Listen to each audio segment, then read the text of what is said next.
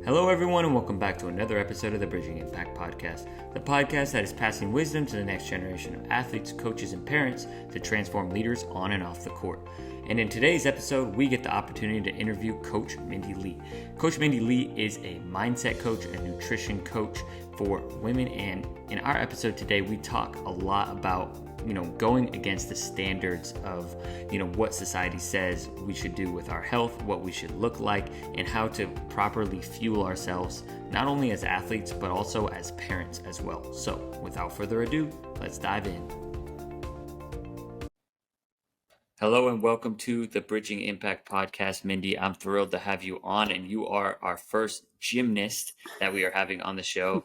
The previous week, a couple weeks ago, was a first volleyball player. So it's great to have, people coming on from different sports and sharing different perspectives. So welcome to the show. Oh, thank you. That's fun. I didn't realize I was your first gymnast. Yay. It's exciting. It's great. Our goal is to get all the sports. I love it. I'm diving right into it. What kind of impact did becoming a collegiate gymnast have on you to this day? Yeah, I think I continue to learn regularly the impact it had. Starting at, so young. I started when I was about 8. After Mary Lou Retton won the gold medal in the 84 Olympics. So that'll kind of tell you my age.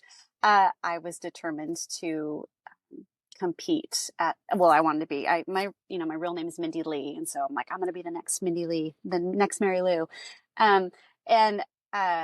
Going from there and having that determination and persistence with just seeing her do so well and wanting that same type of success. What it has shown me as an adult and as a mom and now as a fitness and health and mindset coach is just exactly that, the determination when you want something and when you work hard for it, and when that determination. But the beautiful part of even my story going into college is this cultivation of a sweet group of women who are still my teammates today and still people I go to who cheer me on and support me. So the impact, I guess, is that I've learned to work hard, and when I want something, go hard for it. Doesn't always pan out that way how I want it to, but I know how to work hard and go after something. And the sweetness, really, of these relationships that I have built for now, 25 plus years, that continue to be a really rock in my life. Yeah, I love that. I love that you talked about the relationships that you still have that are pivotal to, who you are today. And I'd love to kind of dive into, now as a coach and starting your own business, you talked about, the determination and the sheer will it takes. And before we kind of dive into where you are now, I know that, that sheer will and determination helped you want to pursue becoming on the national team, and really like elevating that performance as an athlete. So can you dive into some more detail and some stories on what that was like? Yeah, let's see, I guess it was about even getting recruited I went to Seattle Pacific University, a Division II school. And one of the real attractive parts to that the gymnastics team, was that they had won a national championship before, not too many years prior to me arriving there. It was a small school, and I knew that I would have the opportunity to compete. There were some other D1 schools that I was looking at and were happy to have me, but I was going to, need to bench for a year, and there was no promise of competition. And I knew my body as a gymnast, you're wearing and tearing it down, that I needed to continue. If I wanted to compete, I didn't need a year off. I couldn't do 5 more years of gymnastics. And so that was really attractive to me, was that this program has the potential to win another national championship. And that was mixed with another, more groups of women who were recruited and became part of this team, who had this vision too, and who specifically, even the 2 other gals who came in with me as freshmen, and we're still super great friends. And so in our senior class, we led this team with a drive and motivation of what we were capable of doing and what we wanted. And um, I think it was like no other experience. It's even hard to talk about and put into words because it really was a storybook ending. It was a storybook experience. How I grew as a person, as an athlete, and grew stronger. But and it took the team. It took every single one of us to have skin in the game and to have that same mindset that we were what we were capable of. Um, Years prior to that, there was some, I would call them kind of vampires, people who sucked the goodness out of our team. And when they finally moved to different, either graduated or ended up quitting the team, it really, our team came alive because we all, again, that cultivation, that team effort. I can't emphasize enough of what that's like when you know you have someone so like-minded and wanting the same thing as you want and working just as hard and willing to be pushed hard and willing to be called to more. That same goal in mind is just it's really magical and incredibly rare, I believe. Yeah, it is magical and also rare at the same time because there's, you can be an energy giver, you can be neutral on energy, or you can, be like you're talking about an energy vampire and take energy away from the team. And I feel like even if you have one person on the team that's an energy vampire, it can kind of, take away from those storybook endings, that those magical moments just because of one person. And like it really honestly, like in team sports, right? It really depends on every single person kind of rowing in the same direction. And as you began rowing into your, kind of your professional career after athletics, what was that? What did you take?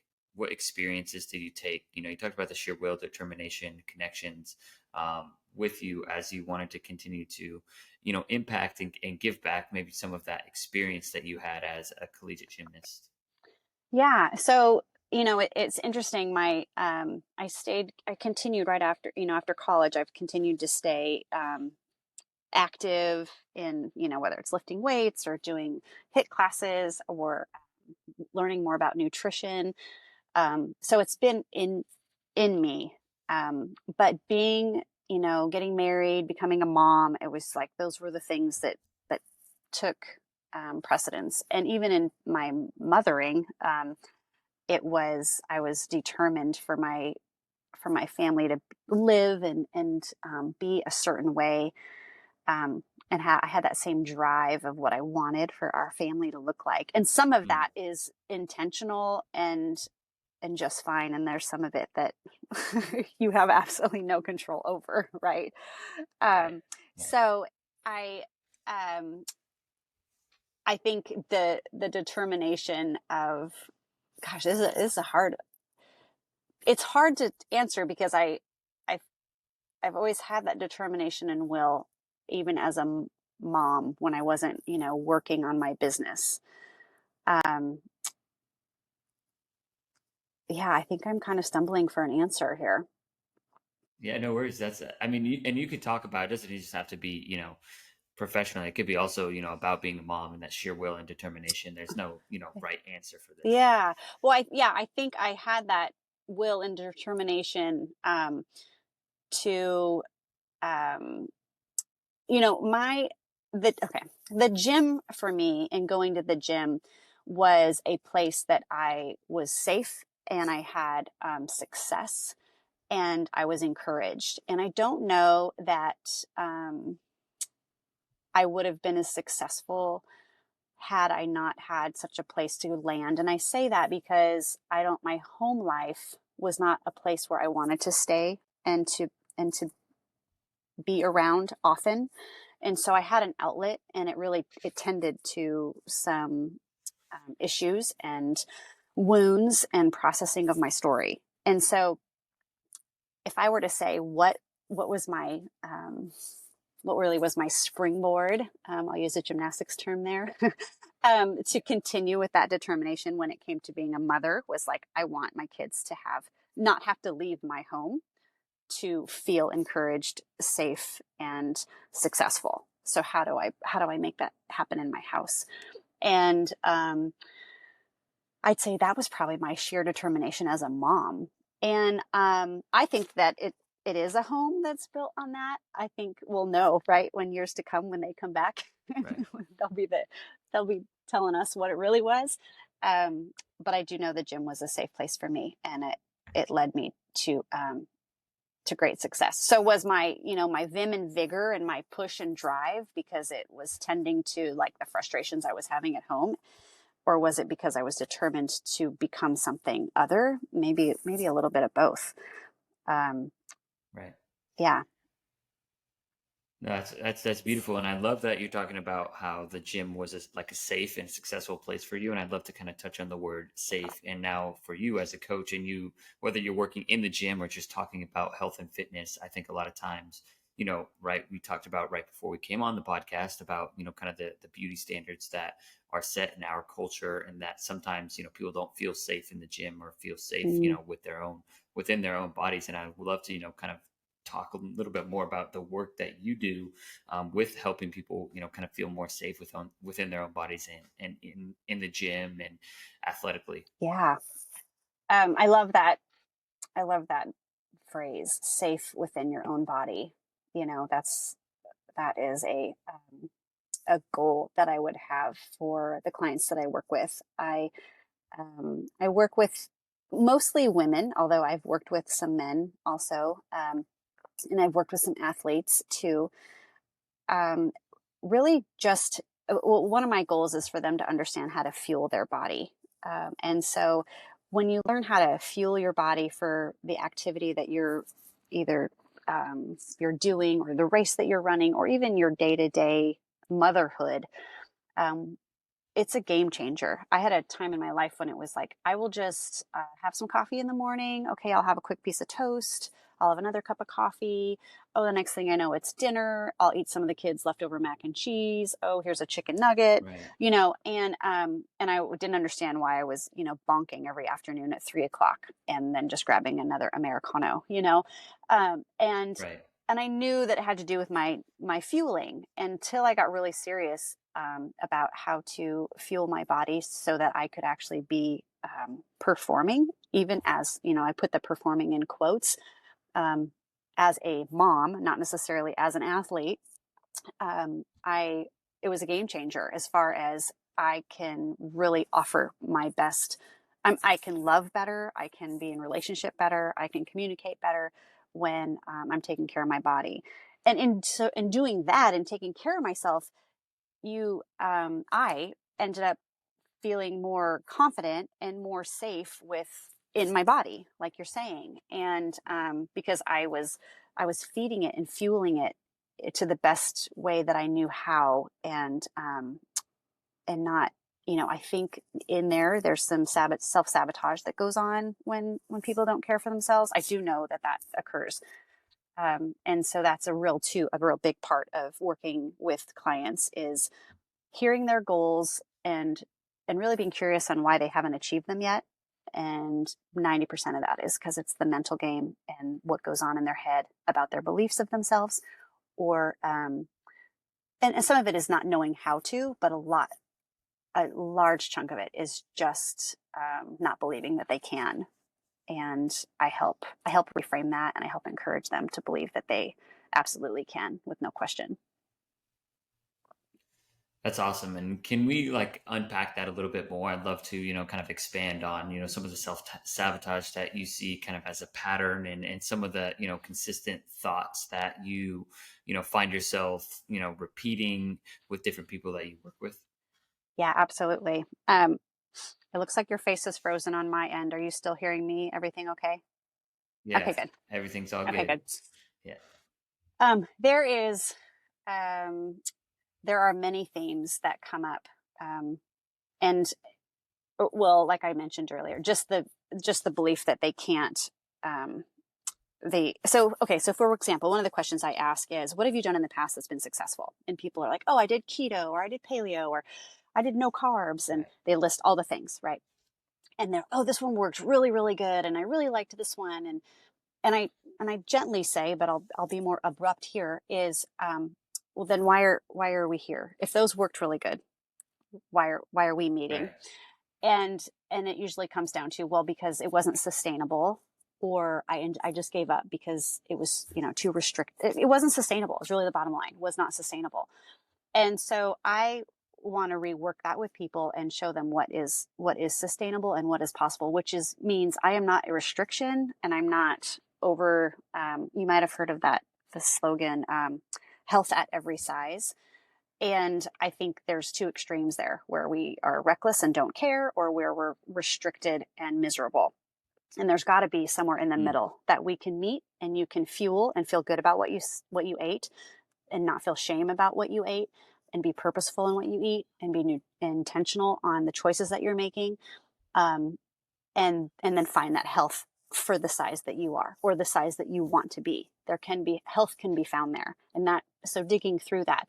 But a lot of people don't. So back to your question of the self-sabotage that I see shows up the most often, is really the definitions of health, right? Well, someone has a picture of what health looks like in their mind, and they want to get there. And it might be very possible, but we are all created so uniquely and differently that the calories or the meal plan suggestions that I give for someone like me is going to be completely different for someone who's, 5'2", and maybe even just like a little bit and stronger in muscle. Like, we are so different. Or I wouldn't give you the same meal plan that I would give my husband, right? And so when we start following these programs that are suited for 30 days, lose 30 pounds in 30 days, it misses the person. And therefore, but people see that as health. Oh, I want to look like that must be healthy. And then they use that definition to determine their program, and that's when it gets backwards. And that's when self-sabotage comes, because you're believing that you can achieve this, but what you're wanting to achieve is actually not not legitimate for you, or what you really want. And what people really want in health is to feel good, and to have energy, and to sleep good, and the byproduct is how your body ends up looking. But people usually come to me and say, I want to look like this. Right? So there's a lot of perfectionism in there. So it's like, oh, I missed this. I didn't, Right.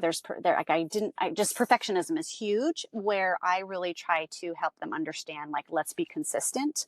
Let's go the long haul with this. Okay. So you ate, too much at breakfast. Does that mean you're not going to try to, get back and eat some healthier things today?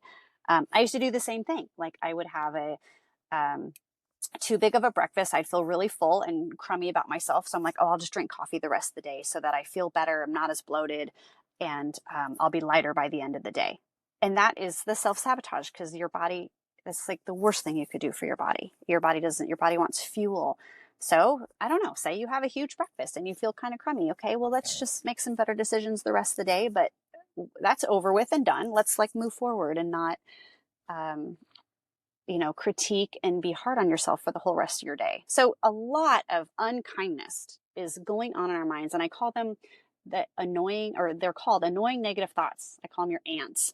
What are your annoying negative thoughts that continue to come up? Mhm. And when you're aware of those thoughts, then you can stop them and go, wait a minute, I can eat whatever I want today, because I don't need to be ruled by what I had last night for dinner. I can start fresh and begin my day, and start getting back on track, or consistent. So, I mean, self-sabotage we could talk for hours on that, on where it shows up. A lot of it, in short, perfectionism, and a belief that they are incapable, and that one mess up is going to is going to blow their goal. And that's just not true. That's all great information. So, what are some general rules of thumb? We've talked a lot about fueling the body, and I know that we talked about body sizes all being different. All bodies need, kind of different, lifestyle, like nutrition styles, but like what are some general rules of thumb for the, the parents and the coaches that are listening to this podcast that just want to, feel better on their day to day, and the parents and coaches that want to pass on some good wisdom to athletes, who want to continue to perform at higher levels? Yeah, I feel like we could have a whole like session on this, but there's so much.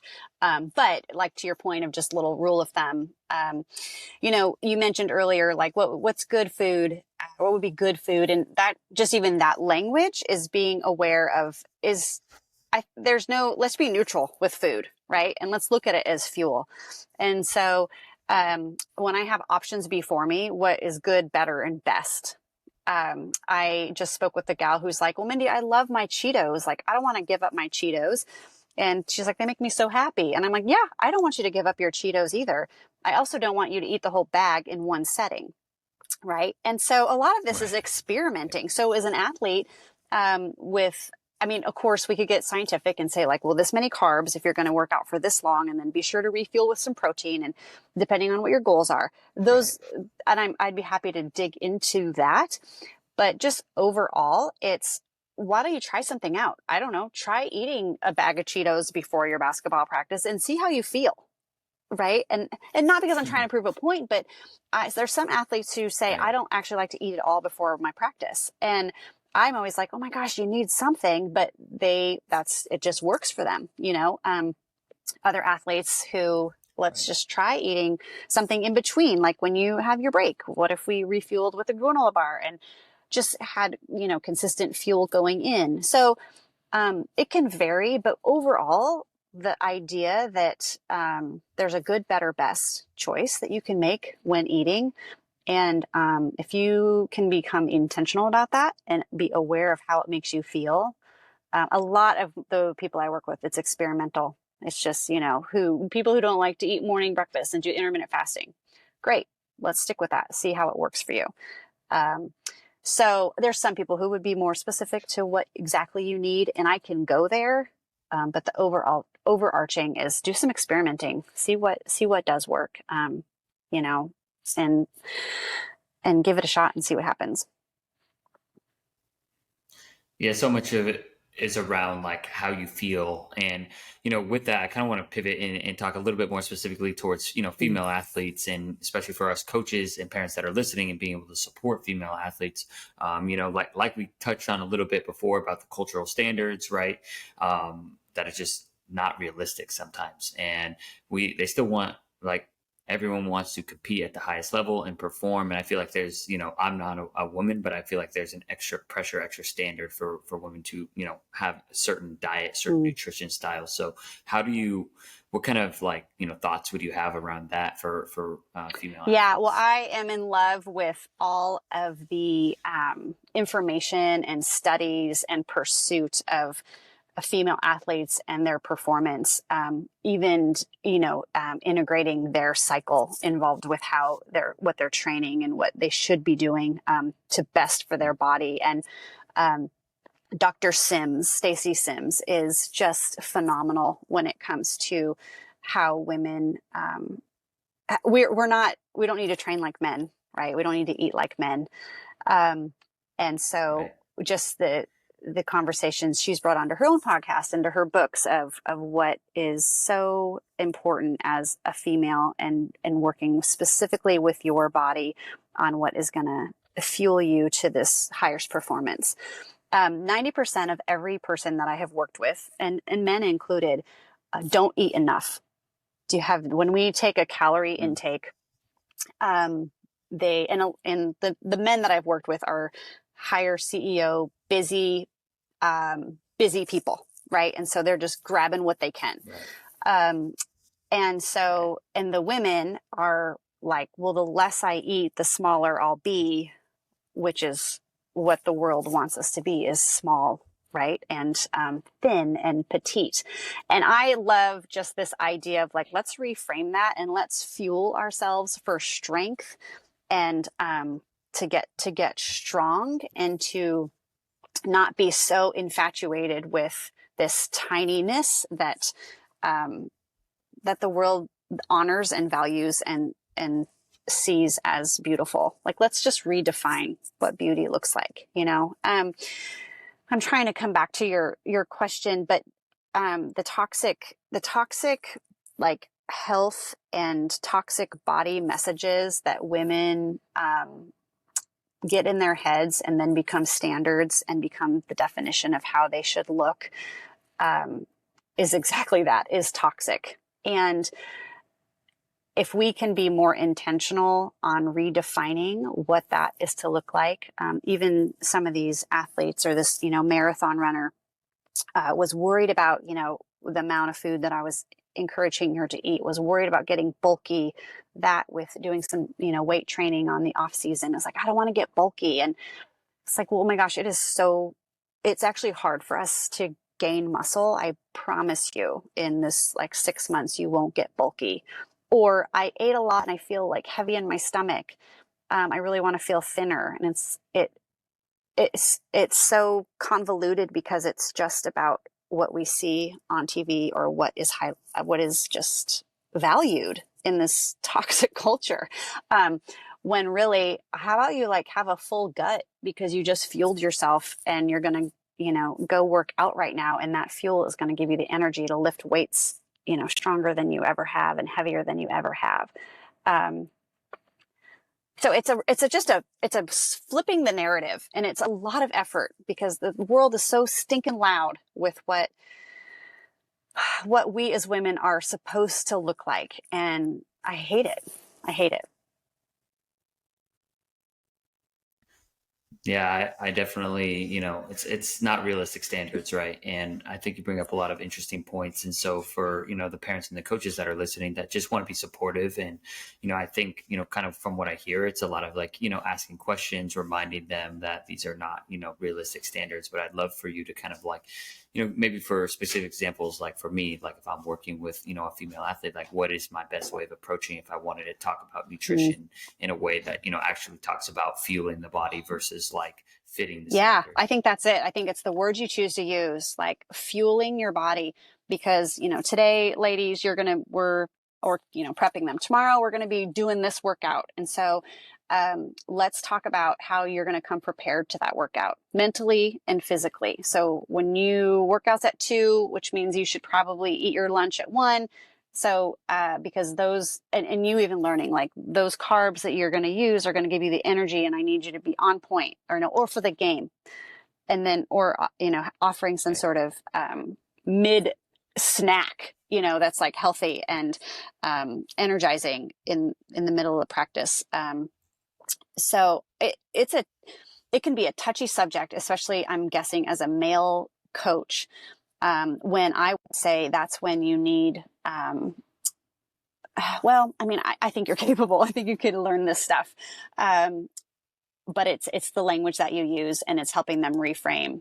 You're coming to work with me, and this is how I see strength. This is how I see beauty. This is how I see performance. And it's not because you're a size 2. It's because you gave your effort and you showed up and you were available to your teammates. And the reason you were that way is because you probably fueled and took care of yourself. And so let's talk about what we can do to even fuel and take care of yourself more so that you can show up for your teammates more, so that you can come and work and have the most energy to give to this, this weekend's games. And it's like it's reverse engineering. What do you want from that practice, from that game? And then let's work backwards. How do we get there? Mentally, physically, fueling, all of it. Yeah, I love the reverse engineering part and using, your words in a way of, supportive and just changing that language. What are some like language, some like old, ways of talking, speaking that we just need to avoid at all costs, and I know we've touched on it a little bit, but just to be super specific for, those that are listening, like what should we just drop from I love that. Like, what do we not do is better than what do we do? Yeah. Well, there was a season when as gymnasts, we were weighed in to check our weight. And that fluctuates. And for a female, that can fluctuate like on a monthly basis, 5 pounds. Right. And so it depends where I'm at in my cycle. It depends if I worked out the night before. It depends if I've had a bowel movement. There's so much that goes into when you step Right. on that scale, what you're weighing. You're weighing your entire body, your bones, your water, your cells, your brain. It's not just weighing fat. And so if you want, if the goal or the coach is stuck in that, I don't want fat athletes. There's different ways to go about how to figure that out if your athlete needs to lose some fat.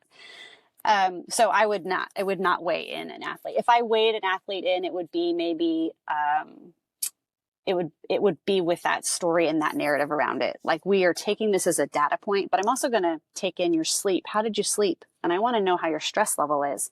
And I want these data points. It's like literally a scientist mentality. Let's take in all the variables, all the things going on in your life. And the scale is one of all of those. Because you can't lose fat when you're stressed out. You can't lose fat when you're not getting good sleep, and then when you're not getting good sleep and when you're not, and when you're stressed out, you're not performing well. So this, what's going on with the athlete holistically, and a check-in of stress level and sleep and how are classes and what's on your mind. What are your annoying negative thoughts that are coming into your mind, and how can I help you rebuke them and reframe them, and interrogate those thoughts? I worked with a coach, and as I was talking to him about the annoying negative thoughts that these girls said to me, he said, well, I don't know those. They're not telling me those things. And it's like, well, they're not going to just come up and tell you. It needs to be this environment where this is the language that we use. And I want to hear more about what's going on inside of you, because that is making the difference on how you're actually performing. I think using the messages of strength, like, oh, you're getting stronger. I can see your strength. And even in the weight room, right? When you see the weights increase, the weights go up, your muscle's building, and then the scale is going to go up because muscle weighs a heck of a lot, so that doesn't, the scale again can't be used for that. Right. So a lot of showing where there's been improvement through data points, biofeedback, rather than your, the scale, or, and really building a culture where we want strength and we want endurance, and we don't need to look like anything, but I want you to be in the best shape of your life, and I want to help you get there. And the best shape of your life looks like and feels like this. And again, it can't be this collective overall umbrella over your whole team, because your teammate, a quarterback is shaped a lot different than a linebacker, right? But they are both healthy and strong in the way in which they need to perform. And so what is that for each individual person on the team? It takes effort. It takes time, and it takes relationship and safety for I'm guessing even too, a girl to speak with a male coach about all of these things. No, that makes a ton of sense. And I love the focus on like the strength and endurance side. Like, this is our goal. This is our mission. Not like our mission is not to, focus so much on the scale. And when I think of kind of hearing you talk about it, I hear one of the underlying themes is like curiosity, and like thinking about like the scale and the weight is the iceberg tip, but like under it is like, okay, this person actually has put on muscle. Okay, this person is stressed because of, finals. All right, this person is, they worked out last night, they're, there's a ton of different factors that go into it, and not looking at the scale as the end all be all, but just like the focus on, are we getting stronger? Are we improving our endurance? And kind of shifting that focus is something that, will benefit, the athletes, and also just kind of have a goal to continue to reach and strive for, as the big, like, non-scale victories is pretty much what I'm after for people, because that is just it's one small data point, but there's a whole, with my clients, I have them fill all those things out, talking about their sleep and their stress and where they are in their cycle, and did they have alcohol? There's just a whole gamut of things that we could talk about that play into the number that shows up on that scale. But what I like to look at is, wow, I bench pressed this a month ago. Now look what I'm bench pressing. That's amazing. I'm growing. Right. I'm stronger, Yeah, no, that's a great way to kind of look at things, and the all the different variables and the things that are within more of our control, right? We can kind of have certain things that can control weight, I guess, but like it's not end all be all. We don't have the exact control, but we can kind of work on some of the inputs that we have into our body that affects some of the how we feel, and just kind of experimenting with it, like we're scientists. And as we kind of wrap up this conversation, I'd love for you to kind of just share kind of like last thoughts and advice for parents and coaches around feeling their bodies. I know we've touched on quite a bit, but just like what would you hope that people leave this conversation with? Yeah, I think there's a lot that I would want everyone to leave with, but I think Yeah. when you speak about Right. coaches or parents in particular, there's a need for training on how to talk to your child about their body, about fitness, Mm. and about their success on the field or off the field, right? I'm around so many parents that are trying to relive their childhood failings through their kids' little league, which is just Right. like, good night, nurse, you settle down, right? Mhm. And so there's a coach up in the Yeah. Pacific Northwest who a volleyball coach, and she requires, in order for to join her team, it's a high school team, for you to become a player on her team, the parents have to go through like a 2-week training on mindset and what language she uses to encourage and impact these girls, because she doesn't need the parents at home balking and yelling and screaming one thing while she's pouring into all the goodness and their value that's coming from Mm. just simply being an existing human being, right? And so Right. I think that if anything, it's parents and coaches. There's a lot to be learned in your own soul of what's going on when your players aren't performing